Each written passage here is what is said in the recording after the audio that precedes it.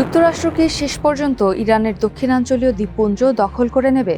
মধ্যপ্রাচ্যে যুক্তরাষ্ট্রে ইসরায়েল বনাম ইরান সংঘাতের তীব্রতা বৃদ্ধির সঙ্গেই এই পুরনো ও কৌশলগত প্রশ্ন আন্তর্জাতিক মহলে আবারও নতুন করে ডানা মেলতে শুরু করেছে। সাম্প্রতিক সময়ে ইরানের কেশম, কিস, আবু মুসা ও উপকূলীয় বন্দরনগরী বন্দর আব্বাসে ধারাবাহিক হামলা করেছে মার্কিন বিমান ও নৌবাহিনী। এরপর থেকেই মার্কিন যুক্তরাষ্ট্র ইরানি ভূমি দখলের চেষ্টা করছে। মূলত এই আলোচনা আবারও জোরালো হয়েছে।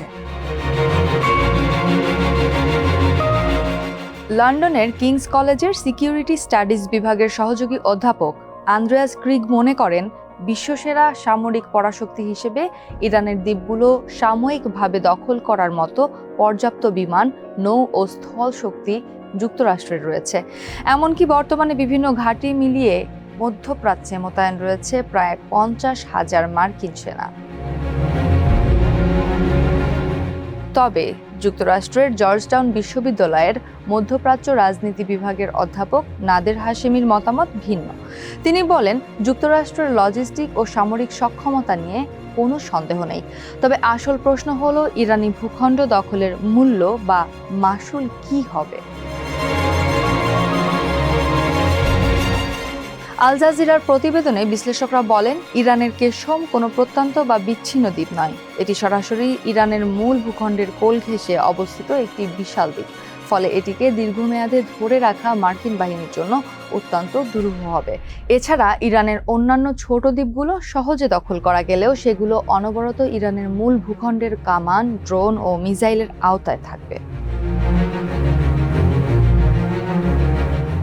একসাথে কয়েকটি দ্বীপ দখল করতে গেলে তা আর কোনো সীমিত সামরিক অভিযান থাকবে না, বরং এটি বড় ধরনের অভিযানে রূপ নেবে বলে মনে করছে ভূরাজনৈতিক বিশ্লেষকরা, যার জন্য একেবারে প্রাথমিক পর্যায়ে অন্তত 5,000 থেকে 10,000 সৈন্যের প্রয়োজন হবে। যুক্তরাষ্ট্রের এই সম্ভাব্য অভিযানের মূল উদ্দেশ্য মূলত পারস্য উপসাগরের তথা হরমুজ প্রণালীতে বাণিজ্যিক জাহাজের নিরাপত্তা দেওয়া। কিন্তু বিশ্লেষক আন্দ্রেয়াস ক্রিগের মতে, দ্বীপগুলো দখল করলেও ইরানকে জাহাজ চলাচলে ব্যাহত করা থেকে থামানো যাবে না, কারণ জাহাজ ও ড্রোনগুলোতে হামলা চালানোর জন্য ইরানের এই দ্বীপগুলোর কোনো প্রয়োজন নেই। তারা তাদের রাডার, মিসাইল এবং ড্রোনগুলো মূল ভূখণ্ডের ভেতরেই লুকিয়ে রেখেছে। যুক্তরাষ্ট্রের জর্জটাউন বিশ্ববিদ্যালয়ের অধ্যাপক নাদের হাশেমি মার্কিন যুক্তরাষ্ট্র কর্তৃক এই দ্বীপগুলো দখলের সম্ভাবনার ব্যাপারে প্রচণ্ড সন্দিহান। তিনি এর পেছনে কিছু শক্তিশালী রাজনৈতিক ও আঞ্চলিক কারণ উল্লেখ করেন।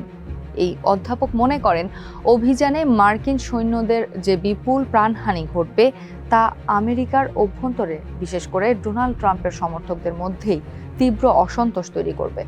মার্কিন জনগণ একে সরাসরি আরেকটি ইরাক যুদ্ধের পুনরাবৃত্তি হিসেবে দেখবে। অধ্যাপক নাদের হাশেমি আল জাজিরাকে আরও বলেন, দ্বীপগুলো দখল করলে মার্কিন সেনাদল কেবল ইরানি হামলার মুখেই পড়বে না, বরং তেহরান এটিকে বিশ্বমঞ্চে সাম্রাজ্যবাদী হামলা হিসেবে প্রমাণ করার চেষ্টা করবে।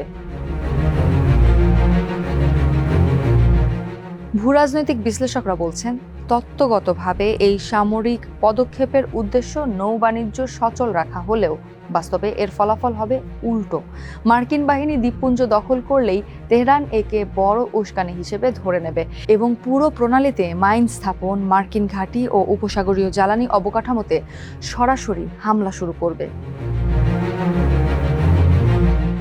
আল জাজিরা তাদের প্রতিবেদনে বলছে, ইরানের দক্ষিণাঞ্চলীয় দ্বীপপুঞ্জ দখল করার বিষয়টি বর্তমানে সম্পূর্ণ তত্ত্বের পর্যায়ে রয়েছে। বাস্তবে এর কোনো কার্যকারিতা নেই। দ্বীপগুলো দখল করলে হয়তো টেলিভিশনের পর্দায় একটি নাটকীয় সামরিক চিত্র তৈরি করা সম্ভব, কিন্তু দিন শেষে তা জাহাজ চলাচলের স্বাধীনতা রক্ষার লড়াইকে একটি রক্তক্ষয়ী আঞ্চলিক যুদ্ধে রূপান্তর করবে এবং পরিস্থিতি ওয়াশিংটনকে সেই ফাঁদে টেনে নিয়ে যাবে যা তারা যে কোনো মূল্যে এড়াতে চায়।